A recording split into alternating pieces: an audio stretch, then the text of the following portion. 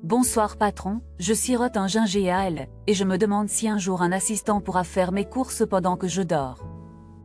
Bonsoir Camille, je suis heureux que tu poses la question, car cette idée avance très vite et elle change notre manière d'acheter. Je parle d'un agent qui comprend ce que je veux, qui compare, qui négocie, et qui paie, est-ce que c'est bien cela? Oui, on l'appelle agent intelligent ou agent acheteur et il suit un objectif simple comme trouver la meilleure option pour toi au meilleur coût. Je ne suis pas sûre de comprendre comment il pense, parce que je n'ai pas envie qu'un robot décide à ma place. L'agent ne décide pas pour toi, il traduit tes critères en étapes de travail puis il te propose une solution avec des justificatifs clairs. Des étapes de travail signifient quoi concrètement quand je veux un billet de train et un hôtel au bon prix? L'agent va comprendre la destination, la date, ton budget, tes préférences, puis il cherche, évalue la qualité, assemble un panier et te montre un résultat lisible. Je vois la partie recherche, mais la partie paiement me fait peur, parce que c'est là que les ennuis commencent. Tu as raison d'être prudente, car payer implique ton identité, ton consentement, tes limites de dépenses et des preuves vérifiables que tu as bien donné l'autorisation. Je voudrais une image simple, comme si l'agent était un stagiaire malin, que je surveille sans me fatiguer. C'est une bonne image, car l'agent apprend tes habitudes, il t'évite les tâches répétitives, et toi tu gardes la dernière validation là où c'est essentiel. Est-ce que ces agents existent déjà, ou bien est-ce que c'est seulement un futur lointain qui fait rêver? On voit déjà des assistants de recherche d'achat et des prototypes plus autonomes, et le vrai changement arrive quand on relie ces assistants à des protocoles ouverts. Protocole ouvert signifie des règles communes pour que différents systèmes et assistants se comprennent. Exactement, sans ces règles communes, un agent reste isolé, alors qu'avec des protocoles, il peut discuter avec des services, des passerelles et d'autres agents. Quels sont les noms de ces protocoles, dont tout le monde parle en ce moment? On peut citer MCP pour connecter des outils, ACP et A2A pour faire parler des agents entre eux, et AP2 pour que l'agent lance un paiement de manière sûre. Je retiens l'idée que MCP ouvre les portes des outils, que ACP et A2A font la conversation, et CAP2 déclenche le passage à la caisse. Tu résumes très bien, car la chaîne entière doit être solide depuis la recherche jusqu'au reçu, sinon la confiance s'effondre au moment critique. Quand tu dis confiance, je pense à l'arnaque qui se cache derrière une offre trop belle, et je ne veux pas tomber dans un piège. La lutte contre les pièges fait partie du design d'un agent fiable, avec des contrôles de transparence, des limites de dépenses et des revues compréhensibles par l'utilisateur. Je veux des exemples très concrets afin de sentir comment cela se passe pas à pas. Première scène, tu demandes un week-end simple, l'agent compare des trains, regarde des hôtels avec annulation flexible, puis il t'explique pourquoi il préfère l'option B plutôt que l'option A. J'aimerais qu'il m'explique avec des mots simples et des chiffres lisibles, parce que je veux apprendre tout en gagnant du temps. Il te donne un petit résumé avec le prix total, les conditions d'annulation, la distance, des avis utiles et il propose une vérification finale avant paiement. Cette vérification finale ressemble à quoi quand je tiens mon téléphone au comptoir? Tu vois une demande claire qui résume le panier, tu approuves avec une authentification forte et l'agent reçoit une preuve qu'il a agi avec ton accord. Et l'authentification forte me rassure, mais je préfère éviter les mots de passe, parce que je les oublie toujours. On peut utiliser des passkeys avec ton appareil et une empreinte locale, ce qui évite les mots de passe et limite le risque d'hameçonnage. Et si l'agent se trompe ou subit une attaque, qui protège mon compte et mon argent? Les limites de dépenses, les notifications, la journalisation des actions et la possibilité de bloquer l'agent sont là pour te donner le contrôle rapide en cas de souci. Je voudrais savoir comment l'agent parle avec les sites marchands et avec d'autres agents, parce que je n'imagine pas le chaos du marché sans règles. C'est là qu'interviennent ACP et A2A, car ces protocoles décrivent comment formuler une intention, comment négocier une offre et comment transmettre une décision. Donc mon agent peut discuter avec un agent d'hôtel ou un agent de billetterie et ils se mettent d'accord sans me submerger de détails. Oui, ils se parlent dans un langage structuré et ton agent te présente le résultat dans des mots simples avec les points importants mis en avant. Mais qui décide de la qualité de ces conversations? Parce que je ne veux pas qu'un agent vendeur me pousse une offre biaisée. Ton agent défend tes intérêts et il teste des critères comme la clarté du prix, la flexibilité, la réputation, et il rejette les offres qui violeraient ces critères. Je me demande comment on prouve après coup que j'ai vraiment donné mon accord pour cet achat. Un reçu signé avec des métadonnées de consentement donne une trace durable et te permet de contester si un élément ne correspond pas à ce que tu as validé. Je veux éviter les abonnements piégés parce que j'ai déjà vécu des renouvellements automatiques que je n'avais pas vus. L'agent peut détecter les conditions d'abonnement, te les résumer clairement, te proposer des alertes de rappel et refuser ce qui ressemble à un piège. Je veux un autre exemple avec une négociation polie, mais ferme, car je suis curieuse de voir l'agent à l'œuvre. Deuxième scène, ton agent discute avec l'agent de l'hôtel, explique ton budget et ta plage de date, et demande un petit avantage comme un départ tardif. Mon agent peut donc chercher un compromis raisonnable sans devenir agressif, parce que je préfère une approche respectueuse. L'agent suit ton style, il reste courtois, il compare la valeur de l'avantage, et il garde la possibilité de revenir vers une autre option. Je me sens mieux si je peux voir une note d'explication qui m'apprend 2 choses utiles à chaque décision. C'est une bonne habitude, car un agent devrait t'éduquer doucement et te rendre plus autonome au fil des échanges. Revenons au paiement, car le passage à la caisse me paraît être le pont le plus fragile. AP2 sert de passerelle pour que ton agent déclenche un paiement de manière standard avec des garanties sur l'identité, l'intégrité et la traçabilité. Cela veut dire que mon agent n'invente pas une méthode secrète, il suit un chemin balisé qui est accepté par les acteurs du paiement. C'est exactement l'idée, car un standard public réduit les zones d'ombre et permet des audits indépendants. Je préfère que mon agent commence avec de petits montants parce que je ne lui ferai pas confiance tout de suite. On peut définir un plafond de départ, puis augmenter par palier seulement après plusieurs achats réussis et validés par toi. Et si je veux que mon agent achète un cadeau surpris à une amie sans révéler tout le détail sur mon téléphone? L'agent peut masquer la description complète pendant la suggestion, puis révéler les lignes après l'achat, tout en te montrant le prix et les conditions avant de te demander l'accord. J'adore l'idée de garder une part de surprise, tout en gardant la main au moment clé. Cette approche protège l'intimité et elle évite les fuites inutiles, ce qui augmente la confiance au long cours. Je me demande si des agents différents peuvent coopérer pour éviter le piège du tout en un qui contrôle ma vie. Tu peux choisir un agent pour la recherche et un autre pour le paiement, et ils se coordonnent via A2A pour séparer les rôles et les responsabilités. Je ressens une forme de soulagement parce que je peux limiter les pouvoirs de chaque agent selon le contexte. C'est une stratégie saine, car la séparation des pouvoirs réduit l'impact d'une erreur et rend l'explication plus claire en cas de litige. Comment l'agent protège-t-il les données quand il fouille des avis et des historiques d'achat? Il applique la minimisation, il ne stocke que ce qui est utile, il chiffre les traces sensibles et il te montre comment effacer ce que tu ne veux pas garder. Et si je change d'avis au dernier moment, je veux pouvoir dire stop sans excuse.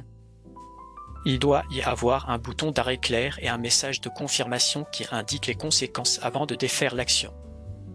Je reviens sur les arnaques, car je vois des offres trop agressives et je crains pour les personnes vulnérables. Un bon agent veille aux signaux d'alerte comme le compte à rebours trompeur, la réduction impossible, le frais caché et il te propose un avertissement clair. Je préférais que l'agent explique pourquoi un signal est dangereux afin que j'apprenne et que je repère moi-même ces pièges. L'explication fait partie de son rôle éducatif avec un exemple court et une alternative plus saine quand c'est possible. Je comprends mieux le tableau, mais je n'ai pas compris MCP, car tu l'as cité très vite. MCP est un moyen pour brancher des outils et des sources de données, ce qui permet à l'agent d'invoquer une recherche, un agenda ou un convertisseur sans bricolage. Donc MCP apporte l'ordre à l'intérieur de l'agent, ACP et A2A apporte l'ordre entre les agents, et AP2 sécurise l'acte de payer. Tu as la carte complète et chaque couche renforce les autres, un peu comme des étages d'un immeuble avec des sorties de secours. Est-ce que les vendeurs ne vont pas essayer d'influencer mon agent pour pousser leurs produits? Ils essaieront toujours, et c'est pourquoi ton agent documente ses critères, journalise ses explications et peut changer de source si un biais persistant apparaît. Je veux que mon agent refuse une offre si elle cache un frais de dossier, parce que cela m'agace profondément. On peut configurer une règle claire contre les frais opaques et lui demander de proposer une alternative quand il les détecte. Je veux aussi qu'il propose une pause de réflexion au-delà d'un montant, car la précipitation me fait peur. Une pause avec un rappel plus tard te laisse le temps de relire et elle réduit l'achat impulsif non désiré. Comment l'agent gère le retour d'un produit sans me perdre dans les mails? Il peut générer une procédure pas à pas, créer l'étiquette s'il le peut et suivre le remboursement jusqu'à confirmation sur ton relevé. Je me demande si l'agent peut aussi gérer des points de fidélité sans que je m'en occupe. Il peut vérifier les programmes, appliquer les points quand c'est pertinent et éviter les combinaisons illusoires qui ne valent pas l'effort. Je veux un troisième exemple plus inattendu qui me montre l'agent en train de me protéger contre moi-même. Troisième scène, ton agent voit que tu consultes 3 offres tard dans la nuit. Il te rappelle le budget de la semaine et il propose une solution plus simple demain matin. Je trouve cela presque trop attentionné, mais je sais que j'en ai besoin ces soirs-là. L'agent n'est pas là pour te infantiliser, il te sert de main courante et il te laisse reprendre la main quand tu te sens prête. Parle-moi de la dispute possible entre un vendeur et mon agent quand une promesse n'est pas tenue. La dispute se résout mieux si l'agent a gardé les preuves du panier, du consentement, du prix final et de la politique de retour lue avant l'achat. Je veux que mon agent me montre la différence entre une promesse marketing et un engagement réel. Il peut te présenter un tableau court qui sépare les slogans des clauses opposables et il te demande d'approuver seulement l'engagement vérifié. Je comprends pourquoi cela peut changer la vie des gens qui n'ont pas le temps de chercher tout. C'est aussi une façon d'apprendre en douceur parce que chaque achat devient une leçon simple et mémorable. Je redoute la dépendance. Si je me repose trop sur l'agent, alors je veux garder des moments sans automatisation. Tu peux planifier des zones sans agent, comme les cadeaux importants ou les voyages uniques, afin de conserver ton jugement et ton plaisir de choisir. Est-ce que l'agent peut m'aider à offrir un don à une association sans exposer mes données, au-delà du nécessaire? Il peut t'expliquer la destination des fonds, minimiser les données transmises et consigner la preuve du don pour ta comptabilité. Je veux poser une question candide, parce que je me connais, et j'oublie souvent de lire les avis. L'agent peut résumer les avis en points clairs, indiquer les motifs récurrents et éviter l'illusion d'un produit parfait. S'il me parle trop, je décroche, alors je veux un rythme qui respire. On peut choisir un mode bref par défaut, avec un bouton pour développer quand tu veux entrer dans les détails. Je voudrais un parallèle très simple, pour ancrer tout cela dans ma tête. Imagine un guide de voyage patient qui prépare l'itinéraire, qui te montre 3 options honnêtes et qui attend un dernier oui avant de réserver. Ce guide a intérêt à me connaître sans devenir intrusif, sinon, je le congédie. Le respect de ton intimité est non négociable et l'agent doit t'expliquer ce qu'il retient et pourquoi il le retient. Est-ce que je peux changer d'agent sans perdre mes données utiles? Tu peux exporter des préférences, révoquer des accès et reconstruire un profil léger sans t'enfermer chez un seul fournisseur. J'aimerais que l'agent m'aide aussi à éviter les achats dictés par la pression sociale. Il peut te proposer un délai de réflexion et un petit rappel sur tes objectifs afin que tu sentes si l'achat sert ta vie ou la détourne. Dis-moi une chose qui fait sourire, parce que tout cela semble sérieux. L'agent peut te rappeler que tu as déjà 3 mugs identiques et il peut te proposer de retrouver la recette de ton gingembre préféré à la place d'un 4e mug. Tu viens de me sauver d'un achat impulsif et c'est rassurant d'entendre une petite blague. L'humour aide à respirer et la clarté aide à décider, ce qui est le cœur d'une bonne expérience d'achat. Je commence à voir la promesse, mais je veux savoir ce qui pourrait casser cette magie demain. La magie se brise si la transparence disparaît, si les protocoles ne sont pas respectés ou si les intérêts de l'agent ne sont plus alignés avec les tiens. Alors je veux un indicateur simple, qui me dit que tout est encore aligné. L'indicateur le plus simple est le rapport après achat avec coût total, gain estimé, conditions respectées et propositions d'amélioration. Est-ce que je peux planifier un achat récurrent avec des garde-fous qui me protègent contre l'oubli? Tu peux activer une reconfirmation périodique et demander une alerte avant chaque renouvellement pour garder la main. Je voudrais que l'agent me rappelle aussi les alternatives gratuites quand c'est pertinent. Il peut lister les options gratuites ou plus sobres et t'aider à choisir selon ton usage réel plutôt que selon un effet de mode. Donne-moi une dernière scène pour ancrer la logique des protocoles dans ma tête. Quatrième scène, ton agent explique à l'agent du vendeur l'intention d'achat. Ils s'accordent sur le prix et la politique de retour, puis AP2 enclenche un paiement avec une preuve claire de ton consentement. Et si la marchandise n'arrive pas, je veux que mon agent gère la suite sans me faire lire un roman? Il ouvre un dossier, contacte le vendeur avec la preuve, suit la livraison ou le remboursement et te tient informé avec de petites mises à jour. Je crois que j'ai enfin compris la différence entre un simple assistant et un agent acheteur autonome. Un assistant répond à des questions, un agent prend en charge une mission définie, rend des comptes et accepte des limites claires. Je me sens à la fois soulagée et un peu impressionnée, car la responsabilité reste de mon côté. La responsabilité se partage et ton agent est un outil qui t'élargit sans t'effacer. J'aimerais conclure avec une idée facile à retenir quand je rentrerai chez moi. Dis-toi que l'agent est ton temps libéré avec explication incluse et que ta liberté reste le bouton d'arrêt. Merci patron, je vais dormir plus tranquille en pensant à ce stagiaire brillant qui veille sur mes paniers. Je suis heureux de t'entendre dire cela et je te souhaite une douce nuit avec une touche de curiosité pour demain. Bonne nuit patron, je repasserai bientôt avec une autre question qui me trotte dans la tête. Bonne nuit Camille, et que ton gingembre garde ses bulles de sagesse jusqu'à la prochaine visite. Il se fait tard, je devrais rentrer maintenant, et je viens de réaliser que j'ai oublié mon portefeuille chez moi.